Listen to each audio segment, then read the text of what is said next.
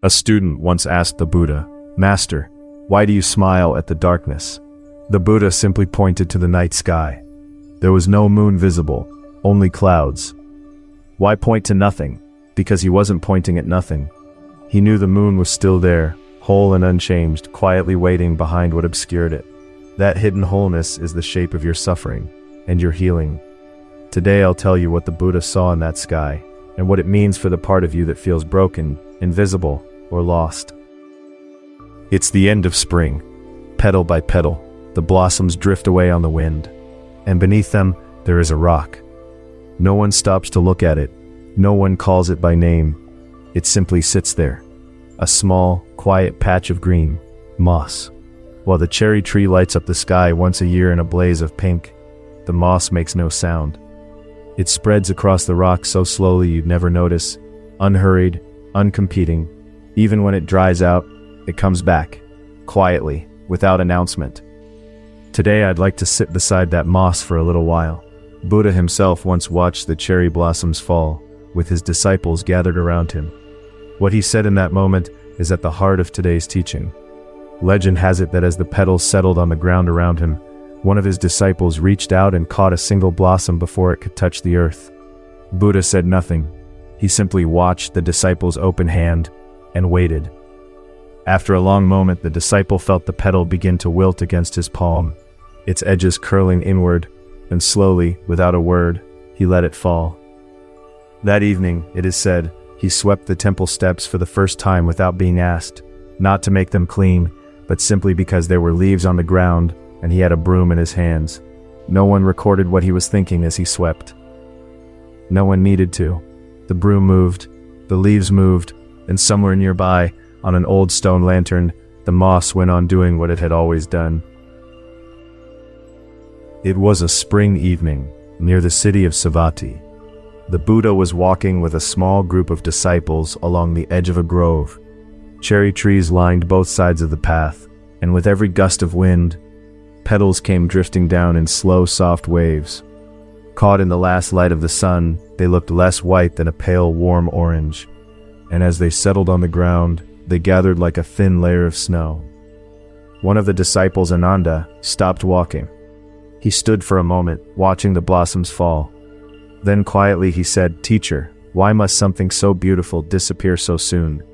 If only it could stay a little longer. Just a little longer." The Buddha didn't stop walking, but he didn't let Ananda's words go unanswered either. After a while he paused beside a large stone at the edge of the path. Across its surface a thin layer of green moss had spread. A few fallen petals rested on top of it. The Buddha crouched down and touched the moss gently with his fingertips. "Ananda, do you see this moss?" "Yes, teacher. It's ordinary moss." "Ordinary," the Buddha repeated. There was no reproach in his voice, but the question that followed arrived slowly and went deep. "How long do you think it has been here?" Ananda had no answer. "This rock was here before you were born. The moss has been here even longer than that. No one noticed it. No one ever called it by name. And yet this moss did not grow so that someone would notice it." The Buddha stood and began walking again. "Why do you think the cherry blossoms are beautiful?" Ananda considered for a moment. "Because they are in bloom, teacher." "Is that all?" Silence fell. The disciples glanced at one another. "Because they fall." The Buddha's voice was quiet, but those words opened slowly into the evening air. Because they are able to fall, that is why they can bloom so beautifully. If the cherry tree refused to let go, if it clung to every flower and would not release them, that color would never appear. That one brief brilliance would never exist. Ananda went still. "You lamented that the blossoms fall too soon. But falling is not the cherry tree's failure. Falling is the cherry tree's nature. Because it falls, it can blossom again. Because it falls, the roots can nourish the next life." The Buddha glanced back once more at the mossy rock. The moss does not bloom in a way that dazzles anyone. It does not try to be seen. When rain comes, it receives it. When it dries, it shrinks. When moisture returns, it spreads again. That is all it does.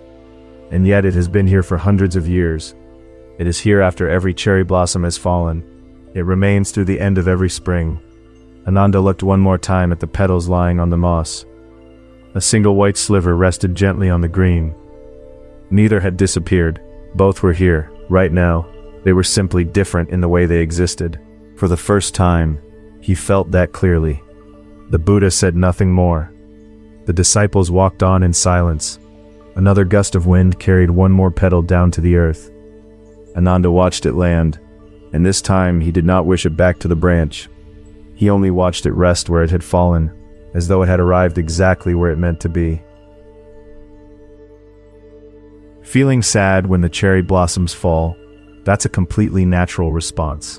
There's nothing wrong with it. But I'd like us to pause here for just a moment. When we feel that sadness, the blossoms are falling and it hurts, what exactly are we grieving? Is it the fact that the petals are falling? Or is it that somewhere inside us, a quiet wish was betrayed, the wish that they had stayed a little longer? The suffering doesn't come from the falling itself. It comes from the fixed belief we didn't know we held, that the blossoms should have stayed longer, that they owed us more time. The cherry tree hasn't done anything wrong. What happened is that our expectation, don't change, couldn't keep pace with reality. In Buddhist teaching, this is called impermanence, the understanding that all things are always changing.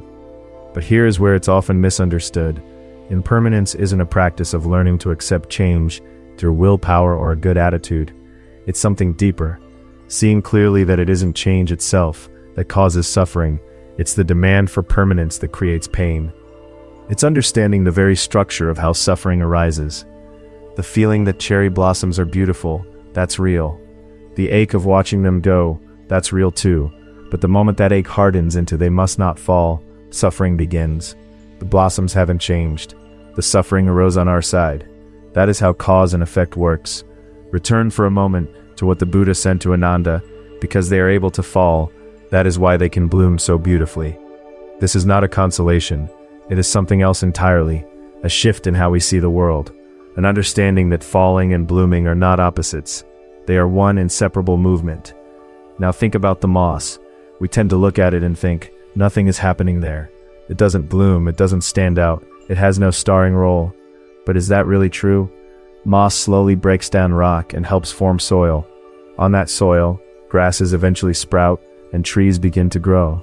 The deep roots of a cherry tree may be possible only because moss spent long years quietly preparing the ground beneath it. Without the moss, the cherry tree might never have been able to stand there at all. What we thought was doing nothing was all along building the foundation for everything. We carry an assumption we rarely question, that growth we can't see isn't growth, but that assumption itself may need to be gently reconsidered. The moss grows beyond the reach of our eyes, but invisible and non-existent, these are two entirely different things. Quietly, steadily it keeps changing, and that is true of all things, a truth that itself never changes. Think of a seed lying in winter soil, sealed away in cold and dark, looking for all the world like something finished. No one bends down to watch it, no one marks its progress in a journal. Yet beneath the frost, something is already in motion, a slow, patient gathering of everything it will one day need. The seed does not know it is preparing to bloom. It simply does what it must, in the conditions it has been given, and one morning, without announcement, a small green shoot breaks the surface, and the ground that held it in darkness is suddenly revealed to have been, all along, an act of care. So how does this show up in the lives we're actually living? When effort feels invisible at work, you've been giving something everything you have for a long time, but no one seems to notice. The results aren't showing yet. And in those moments, a familiar thought creeps in. Maybe there's no point in continuing. But where does that feeling come from? Look a little closer. Isn't it coming from a deadline you set inside yourself? By now, something should be visible. Moss doesn't operate on deadlines. Rain comes, and it grows. Drought comes, and it pulls back. It cycles through this again and again, spreading slowly across a rock over decades. There is no urgency in moss. No anxiety about falling behind. It simply receives today's rain, today. How long it takes for effort to take shape is not something we get to decide.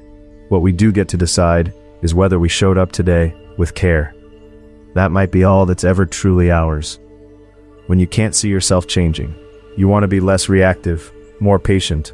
You've been trying, and then you snap at someone again. I haven't changed at all, you think, and you sink. But notice what's happening. You've built a picture in your mind of who you should be by now. And when the real you doesn't match that image, you call it failure. Moss doesn't try to grow larger than it was yesterday. It simply receives water, light, whatever the day offers, and exists within those conditions. Day after day that accumulates, and one morning you look up and the whole rock is covered. The days that looked like nothing, they may have been full of change, quietly stacking. That kind of growth often only becomes visible when you step back and look from a little further away. When the body's changes feel frightening, things that used to come easily no longer do. Memory softens. The face in the mirror is different. When these shifts arrive, we resist. We want to return to what we were. But if the Buddha was right, that the ability to fall is what makes the bloom so vivid, then perhaps aging too is inseparable from being alive. Growing older may not only be a story of losing things. Just as moss that has lived for decades holds more deeply to its rock than young moss does, there are things that only time can give. What those things are will be different for each person, but there may be a kind of stillness, a kind of depth that exists only on the other side of many years. When we cannot stop what is changing, what shifts is how we see the changing itself. And when that changes, even just slightly, the world looks a little different. A man once told me that after his retirement, he felt like a clock that had stopped. But sitting in his garden one afternoon, he noticed the old stone wall he'd built 30 years ago, now almost entirely hidden under a thick green coat of moss, and something in him went quiet. He hadn't planned that wall to become beautiful. He had only stacked the stones, and maybe that is enough. To stack the stones, to show up, to let the years do what years do. There is a kind of trust in that, one that doesn't announce itself, but settles in slowly, the way moss settles, the way the wall became beautiful, without ever trying to. So, just one small thing, something you can try today. Find your moss from today. At the end of today, pause for 1 minute and ask yourself this: what changed even just a little today? It doesn't have to be a big achievement. It doesn't matter whether anyone else noticed. Maybe it's something you did with care, something you became aware of, a moment where you held yourself back from something you would have said before. Just find one, silently, for yourself. You don't need to write it down. You don't need to tell anyone, simply confirm it quietly for yourself. Today, I was here. In the Buddha's time, the monks would set aside time each night to reflect on the day in stillness. But it wasn't a review of what went wrong. It was a way of receiving the day, gently, deliberately, the way it actually was. Let today come in, the way moss lets in the rain. I won't promise that doing this will dissolve your restlessness, or make the feeling of being stuck fade overnight. But as those small confirmations accumulate, today I was here, something may begin to look different. That's the quiet promise of this practice. And one more thing, if I may. The next time you pass by moss, on a stone wall, a park path, anywhere, stop for just a moment. Don't step on it, just look at it. Something that has been sitting quietly in that same spot, unseen for decades. Take it in just for a second or two. Those few seconds might remind you of something you forgot you knew. And perhaps without meaning to, you'll find yourself breathing a little more slowly, the way the monk Ryokan is said to have stood in the rain sometimes. Not seeking shelter, not in a hurry to be anywhere else, simply present to what was falling.